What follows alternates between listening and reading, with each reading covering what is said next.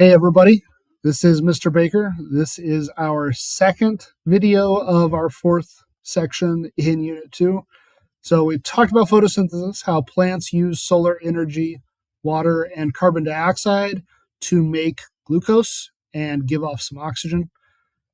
That glucose, though, is stored energy, and the plants are going to need to break that down, and everybody else that eats the plants for the glucose needs to break it down.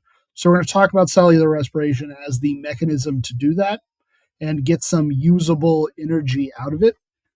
We're also going to talk about chemosynthesis at the end, but you'll have to stick around for that one.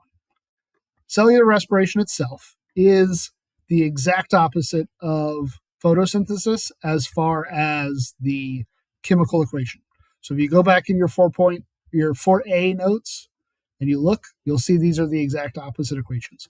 So hopefully you have been working on memorizing the photosynthesis equation like I suggested. If you take that equation and you flip it, you have this one memorized. So while I am expecting you to have this one memorized, it shouldn't be that difficult to add it to your memory. C6H12O6 is glucose. That's going to be brought in to the system, plus some oxygen. Us humans, we breathe that in. After cellular respiration happens, we are left with 6 carbon dioxide molecules and 6 water molecules. Those are the inputs for photosynthesis, but they are the products for cellular respiration. And energy. And all of that energy is really the name of the game here. That's what we want. Right? I want you to understand that cellular respiration happens in 3 basic steps.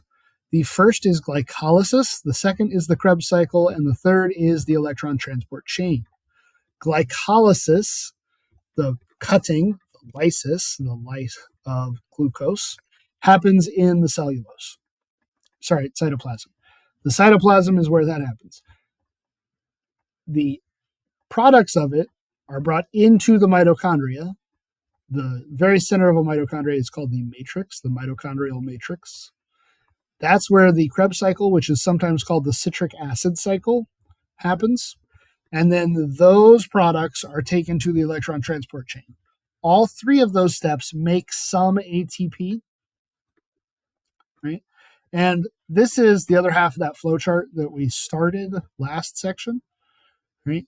To go over the whole workings of photosynthesis and cellular respiration. Glycolysis is going to take a couple of ATP and 1 glucose to cut that glucose in half to make 2 pyruvate. The 2 ATP are used up, but the whole process makes 4 ATP, so we've already gained 2 ATP in the process. The Krebs cycle, the citric acid cycle, happens once for each pyruvate molecule, so it happens twice. That whole cycle will turn twice for 1 glucose. The Krebs cycle makes a lot of ATP, but it's also going to use up some of that ATP as the electron transport chain. I know that it's not exactly precise to this flow chart, all right? But if you remember that Krebs cycle takes 2 pyruvate and makes 2 more ATP, that'll work for us. The electron transport chain is going to use the oxygen, right? The oxygen molecules, and it's going to combine that oxygen with the hydrogen from the Krebs cycle, right? That was originally part of the sugar, glucose, to make the water molecules that it gives off. And that leaves us with a lot more ATP, roughly 34 ATP. Total cellular respiration takes 2 ATP to start and gives off 38 ATP. Those numbers are very important.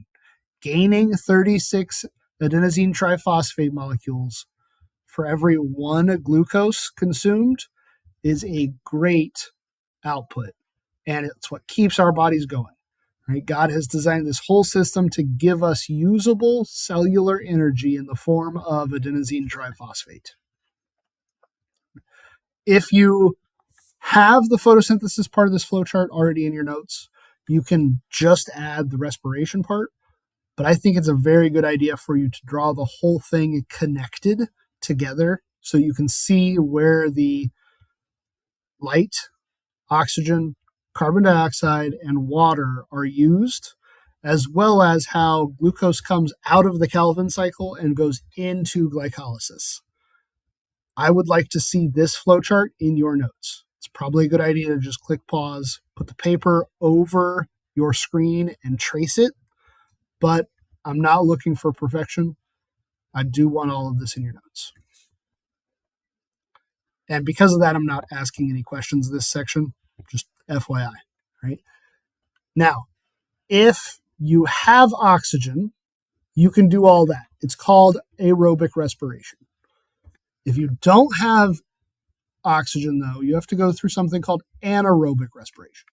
Anaerobic respiration is faster and doesn't use oxygen, but it does not make as many ATP, right? So it starts with glycolysis, and then it will go through something called lactic acid fermentation or alcohol fermentation. Those two fermentations give us a lot as humans, right? Lactic acid fermentation is going to help with pickles and yogurts and cheeses. Alcohol fermentation does what it says on the tin. It gives us alcohols, right? It also is going to be used for things like yeasts to give us breads. Very useful as well, right? But they do give ATP. It's just not as much. So anaerobic respiration, while it's faster, does not give as much ATP. Aerobic respiration is slower, but gives more ATP. But what if you don't have any sunlight? Because photosynthesis, to make the glucose, requires sunlight. If you don't have any sunlight, you use chemosynthesis instead. This is a very edge case, right? It's really only done by bacteria on the ocean floor, usually near geothermal vents because they need a lot of heat, right? But the process is similar to photosynthesis. Instead of light, it uses hydrogen sulfide. That's the H2S molecule there at the beginning of the reaction. It still uses carbon dioxide, but it also uses oxygen, right? Those are going to be brought into the bacteria. It's going to form glucose still. It's going to give off water, but it's also going to give off sulfur, right? This is a process that only happens in the dark. So on the seafloor is a great example where it's super dark because it's too far down for oxygen to penetrate that far, not oxygen, sunlight, right? So I want you to know this reaction, right? I want you to know that this reaction uses the hydrogen sulfide instead of light energy to drive the reaction, right? And it gives off the sulfur as an extra, right? A lot of the other stuff's still the same. A lot of it's similar. So go ahead and add that to the things I've told you are important for the upcoming assessments. We've talked about photosynthesis, how plants use light to make glucose. We've talked about cellular respiration, how things with a mitochondria get ATP from that glucose. And we've talked about chemosynthesis, how some bacteria are going to get glucose if they don't have light. I'll see you in class.